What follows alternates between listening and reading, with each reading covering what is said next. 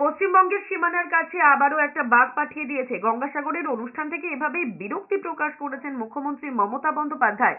মুখ্যমন্ত্রীর কথায় আগের বার বাঘিনী জিনাত ঢুকে পড়ায় কেউ ধরতে পারেনি। রাজ্য সরকার বাঘকে ধরার পর সেই বাঘকে ওড়িশা ফেরত চাইলো।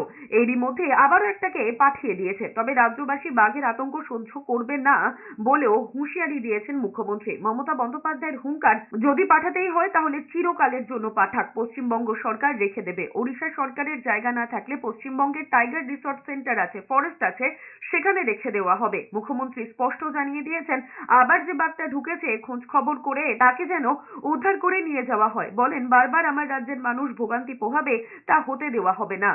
আপনারা একদিকে বাঘের সাথে লড়াই করে বেঁচে আছেন, একদিকে কুমিরের সাথে লড়াই করে বেঁচে আছেন। এই দেখুন না, একটা বাঘ 5টা জঙ্গল পেরোলো, 5টা জেলা, 5 দিন আতঙ্কে ছিল, স্কুলও বন্ধ ছিল। যেই আমরা উদ্ধার করলাম, আমাদের বন বিভাগ প্রশাসন সকলে মিলে দিন রাত খেটে সঙ্গে সঙ্গে ফোন আসতে শুরু করলো, ফেরত দাও ফেরত দাও ফেরত দাও, আর দিয়ে দিলাম।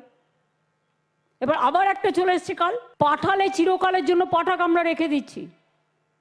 তোমাদের জায়গা না থাকলে আমাদের টাইগার রিসর্ট সেন্টার আছে, রেস্কিউ সেন্টার আছে, আমাদের ডিপ ফরেস্ট আছে, আমরা রেখে দিচ্ছি।